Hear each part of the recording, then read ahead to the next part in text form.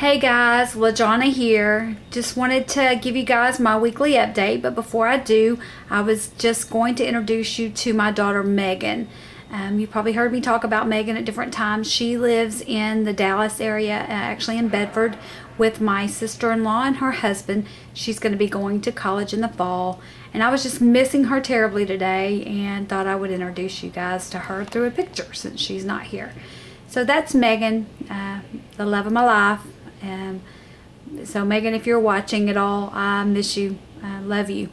Anyway, so I'm going to switch this camera around and get it where I need it so I can do my update. Okay, it's me. Anyway, I'm excited. Even though I miss Megan, I'm going to get to see her this weekend because Blake has a race. And he has surgery tomorrow to take his pins out. For those of you who have never watched me before, my son races motocross, broke his shoulder, having surgery tomorrow to get the pins out, and then he races this weekend. So don't know if he's going to do a full race or not. He was on the pit bike yesterday afternoon, riding it around the yard. That's a little version of his dirt bike that he practices on, and he was driving like a crazy kid as usual. So I don't know if we'll get a full race in or not, but he's doing much better. So thank you guys for all your prayers that y'all offered up for him while he was injured. And update, basically there's not a lot to update as usual with me on, which is a good thing, thank God that I don't have a lot of fluctuation going on with my weight during P3. But this is P3, I think it's day 30 something. I'm almost to the 40s, so like 37, 38, 39, somewhere in there. I didn't even write it down this morning. I haven't done my stats on my computer this morning, so I don't remember exactly which day it is. But this is my round 2, P3, day 30, let's say 38. And I'm still stabilizing right around my LDW. But I have a question about that. When everybody says that they're stabilized or whatever, I think it was while Wyoming the other day, I was watching one of her vlogs, and she was saying, you know, that she had eaten a hot dog and different things, and made the comment afterward, and I didn't think about it till later, but she made the comment that, you know, the next day she was exactly at LDW. Well, the question I have is, I mean, I may stay the same exact weight for, you know, 2, 3, 4 days maybe in a row, but it fluctuates, 0.2 or 0.4, sometimes even 0.6, you know, between days, depending on what's going on. I'm sure that's water weight, etc. Just want to make sure other people are doing that too. I've never asked that question directly. I've just assumed that everybody fluctuates like that, like I do. But I'd be curious to know if that is the case, or if some people maybe actually stabilize to where they're at an exact weight and they never move off of that. So maybe a dumb question, actually, you know, I'm thinking about it. But anyway, any feedback that you have is welcome on that. I'd appreciate just kind of, you know, getting a confirmation going on in my head about that. Went out to eat on Sunday. You guys, that is a major thing for me, and it should not be by now. This is my second P3. You'd have thought that I would be a little more adventurous than I am about going out to eat. I like a controlled environment. I like to know what's in my food, what's going in my mouth. I'm a super control freak about that. And that is something that I have figured out that I need to really work on, because in order to function afterwards in the real world, I'm going to have to be able to go to restaurants, pick and choose, and make good choices, because that is a fact of my life. We travel so much that I'm going to have to be able to go out and eat and do that. Now, I was frustrated because my husband picked a Mexican restaurant to do that, because Mexican food is my favorite. Love, love, love the chips, you guys. But what I did is I used the chips to dip the salsa, and as sickening as it may sound, I used it kind of as a spoon for my salsa. I just didn't eat the chip, and I tried to be as inconspicuous about it as I could, because I didn't know, you know, how that might look to other people. But anyway, it was good, and I got the kind of the taste of the chips with the salt and used it kind of as a spoon. And then I ate a bunch of guacamole, you guys. I ate enough guacamole to kill a horse. It is so good. It was so good. I've not had avocado in either round up until Sunday, and I probably kind of overdid it, but it was worth it because it was just so good. It had tomatoes in it, and I normally don't combine tomatoes and beef. I learned that on my P2s. Something about my body doesn't like the combination of me eating that at the same time, or probably even in the same day. So usually if I'm going to have beef, I don't have tomato on that day. But there was tomatoes in the guacamole, and I had beef fajitas, so I didn't even care.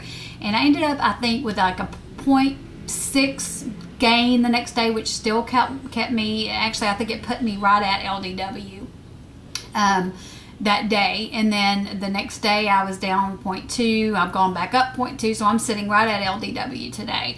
But I enjoyed so much, y'all. I had fajitas, I had the bell peppers and the onions with it, and instead of using the tortilla, now my husband, Justin, he did a round and lost a lot of weight, and he's going to do another round with me in September, but he is even trying like the corn tortillas, and he's fine with those. I'm just too scared. I was too scared to do that. That was a little too adventurous for my blood at this point.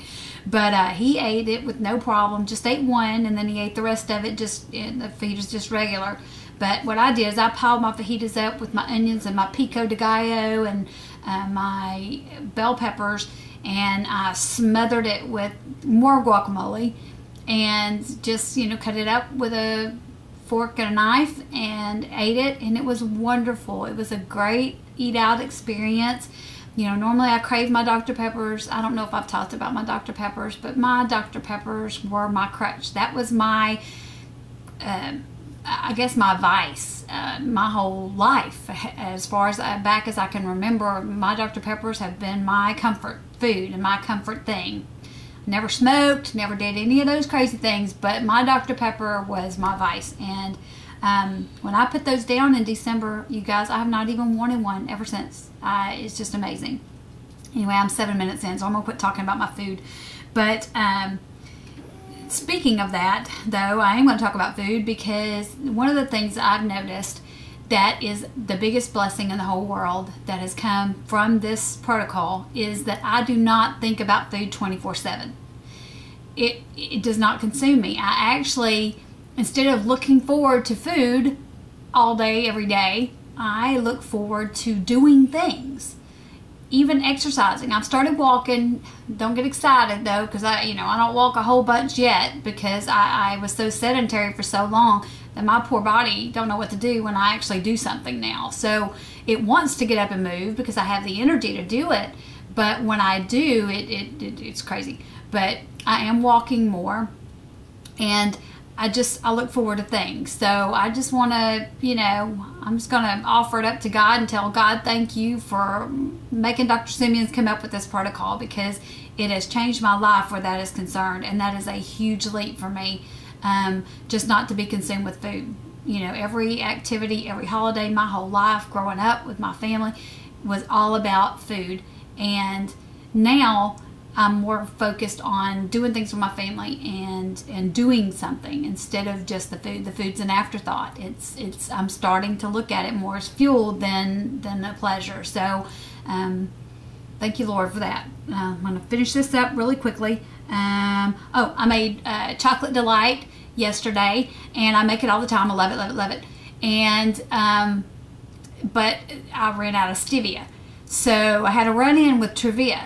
Love the taste of TRUVIA, but I did not heed Heavy Dobby's advice about making it into a powder in your blender before you use it. Guys, if y'all are listening to me and you've not had to use TRUVIA yet, it tastes better to me than stevia, but it has a graininess to it. And it was great mixed in my peanut butter mixture that I put inside of my chocolate delight. It was great. Actually, I wanted to eat the whole bowl. My son, even, who hates the taste of stevia, came over and he wanted to eat my whole bowl of the peanut butter mixture mixed with the stevia. So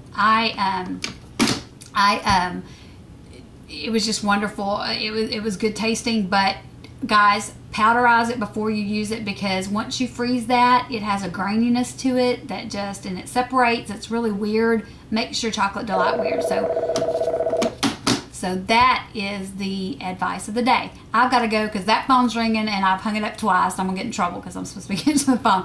I love you guys so much, and I know I'm all over the place today, but I'm in a good mood. I just love y'all. Talk to y'all next week. Bye.